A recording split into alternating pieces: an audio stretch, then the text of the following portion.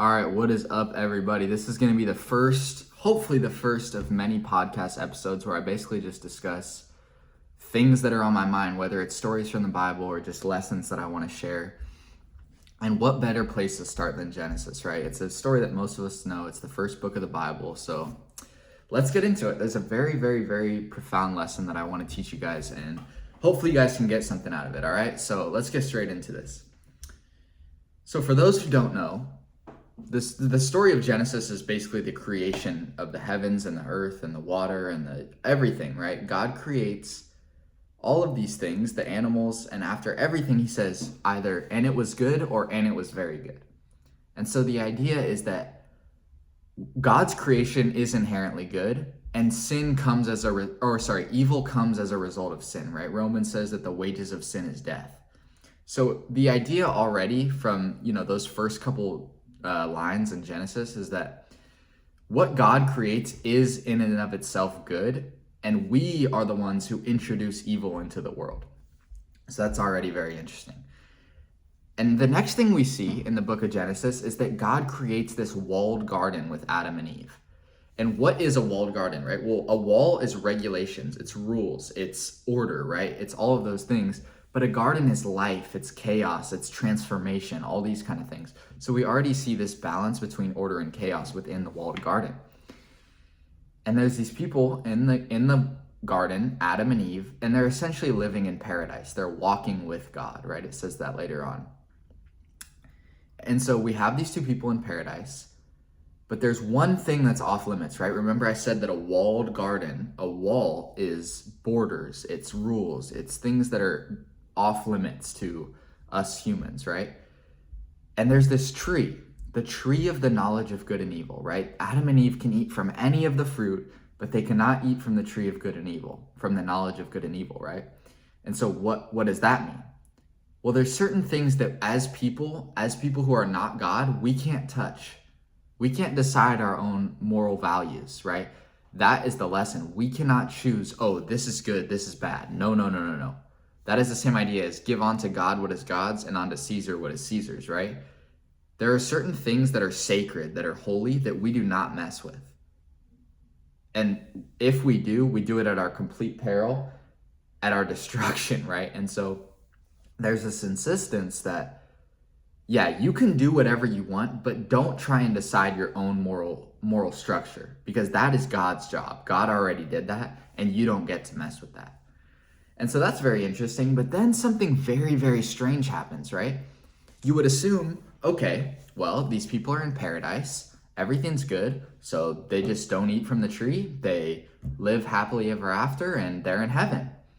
But that's not what happens, right? So we see this snake come along, and a snake is a very interesting symbol in the Bible, right? We see it with Moses with the staff, and I'll probably make another video on that, but the snake in the Garden of Eden is often seen as a kind of symbol or a metaphor or, a type for Satan and for, evil, arrogance, deceit, pride, all these kind of things, right? The shadow, chaos. These are all symbols of the snake. And so this snake is in the garden, right? It's in heaven, it's in paradise, and it tempts Eve.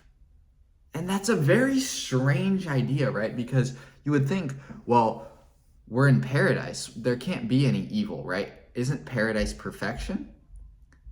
And it's a very strange thing to happen, because it says something about what perfection is that is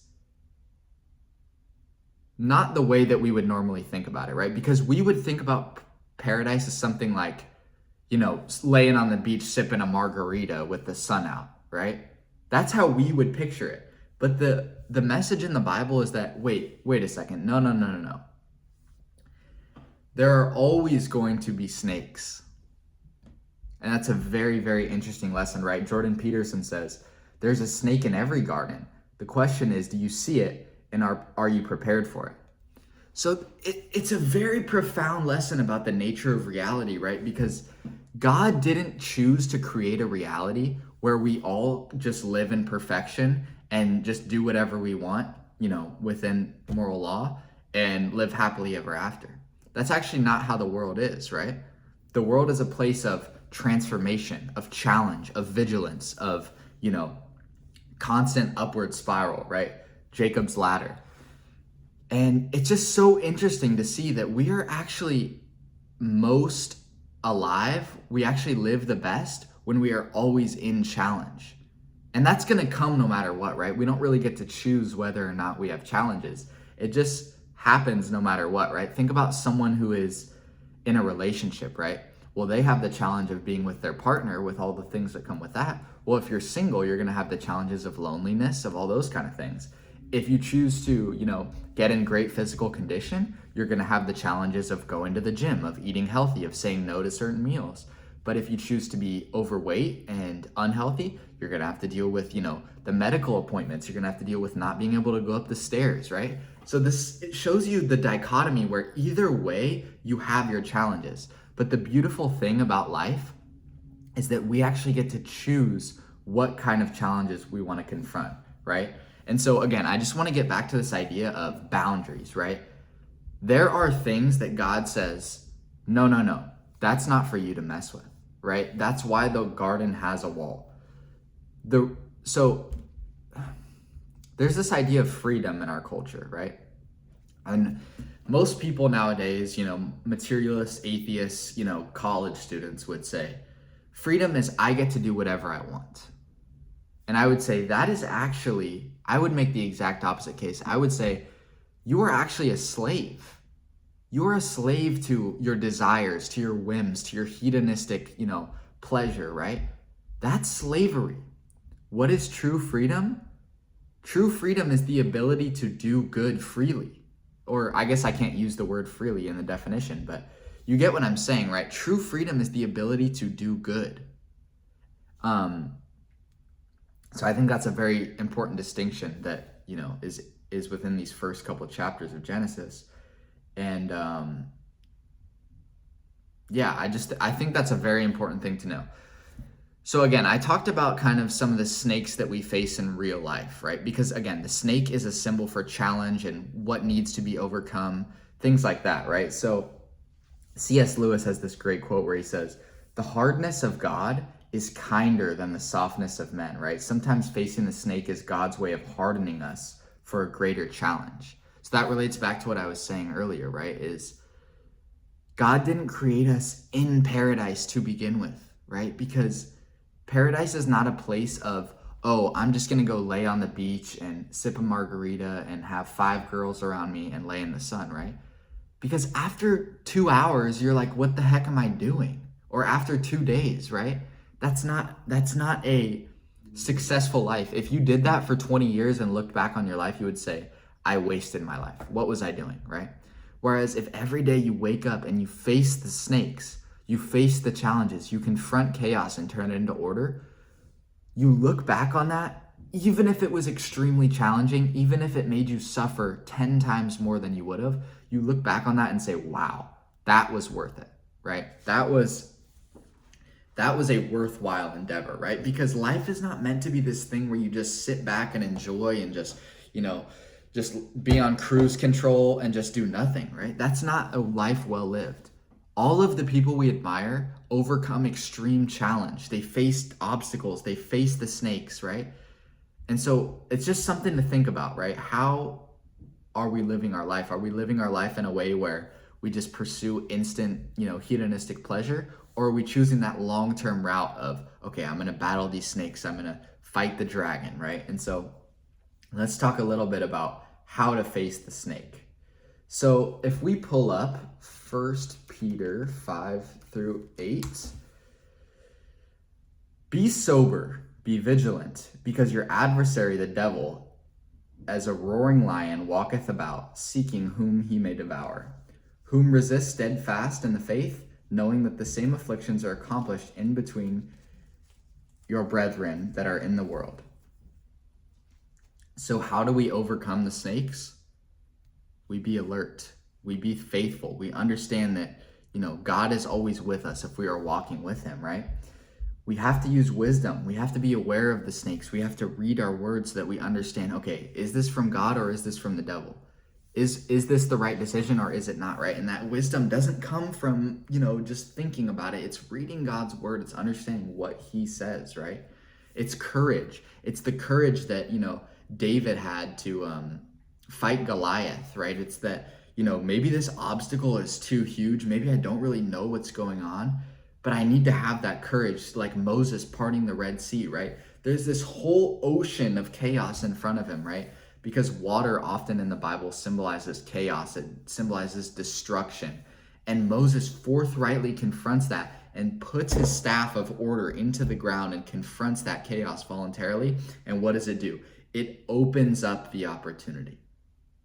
It opens up the chaos into a path forward, right? Because that is what happens. That's the only way through, is that mighty courage, that strength, that power, and you just confront it voluntarily, right? Moses didn't get through the Red Sea by running away from his problems and laying on the beach. No, he had all these people depending on him, and he said, you know what? I'm going to confront this forthrightly. Same as Jesus getting crucified, right? Did Jesus run from it? No. Jesus accepted his crucifixion, and he said, you know what? All right. Same as Peter, right? All these people take on the suffering of life voluntarily and they go forward, right? That is the attitude that you need to have, not an attitude of how can I live this day to be the most pleasurable possible, but how can I live this day so that I am moving forward, that I am making progress, right? Okay. Let's talk about a quote from St. Augustine, okay? God judged it better to bring good out of evil than to suffer no evil to exist. I've been making this point the whole time, but I want to drive it home once again, okay? There's something more noble about confronting evil and turning it into something good rather than just living in a constant state of bliss all the time, right? And I'm not saying that, living in true bliss with God is bad or anything like that. But the most meaningful thing you can do is confront chaos voluntarily and make it something good. I want to leave you with this quote. Your life will never be snake-free, but you can be snake-wise, snake-ready, and snake-conquering. Every challenge is a test and a call to grow.